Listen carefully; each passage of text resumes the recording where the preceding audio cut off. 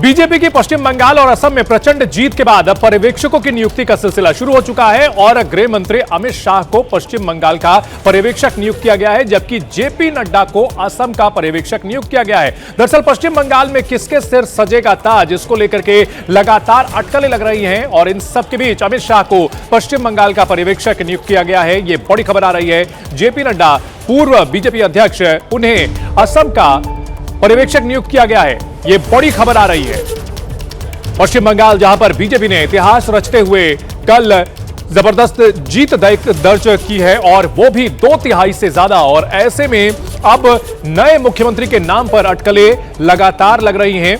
शुभेंदु अधिकारी से लेकर तमाम बड़े बीजेपी नेताओं के नाम चर्चा में हैं और इन सब के बीच गृह मंत्री अमित शाह को पश्चिम बंगाल का पर्यवेक्षक बीजेपी की ओर से नियुक्त किया गया है।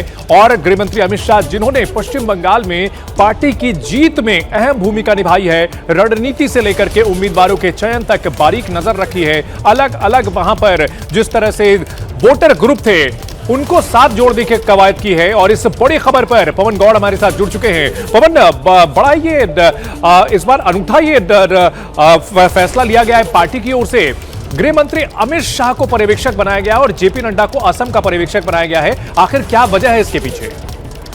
देखिए, अपने आप में एक बहुत बड़ा संदेश है, क्योंकि जिस तरह से पश्चिम बंगाल का पूरे चुनाव की रणनीति जो है गृह मंत्री अमित शाह ने बनाई, और आपने देखा कि लगातार चुनाव के दौरान तकरीबन 15 दिन गृह मंत्री अमित शाह। पवन अंकित भी हमारे साथ जुड़ चुके हैं, उनके पास चलते हैं। अंकित, क्या वजह रही है कि अमित शाह को पश्चिम बंगाल का पर्यवेक्षक नियुक्त किया गया है?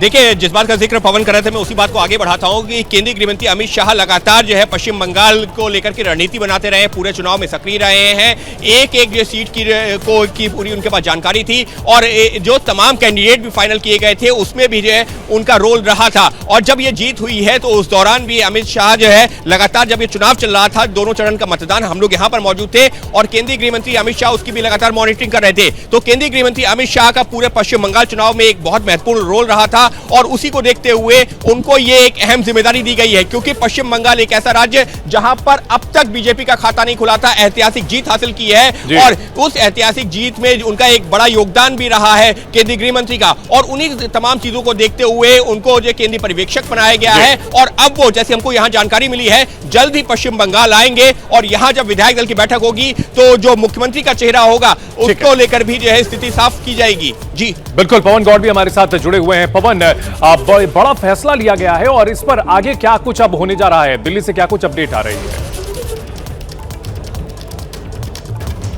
देखिए, अगले 2 से 3 दिन के अंदर गृह मंत्री अमित शाह पश्चिम बंगाल जाएंगे और वहां विधायक दल की बैठक होगी और बैठक में विधायक दल का नेता चुना जाएगा। ये आगे की प्रक्रिया। लेकिन आपको बता दूं, जिस तरह से पश्चिम बंगाल की अगर बात करें तो चाहे पिछले विधानसभा चुनाव की बात हो 2021 की या 2026 की बात हो, गृह मंत्री अमित शाह लगातार पश्चिम बंगाल में कैंप करके रहते थे, एक एक चीज को जानते हैं, एक एक एरिया को जानते हैं, किस किस नेता का कितना योगदान है और किस नेता को किस हिसाब से मंत्रिमंडल में जगह देनी है, ये सारी बारीकियां गृह मंत्री अमित शाह को बखूबी पता है। तो इसीलिए उनको पर्यवेक्षक की जिम्मेदारी पार्टी ने सौंपी है, चूंकि उनको एक एक एरिया के बारे में, एक एक नेता के बारे में, किस नेता का किस एरिया में कितना प्रभाव है, किसका सामाजिक इक्वेशन क्या बनेगा, किसका क्षेत्रीय इक्वेशन क्या बनेगा, वो सारी चीजों का गुणा भाग गणित गृह मंत्री अमित शाह के पास में होता है।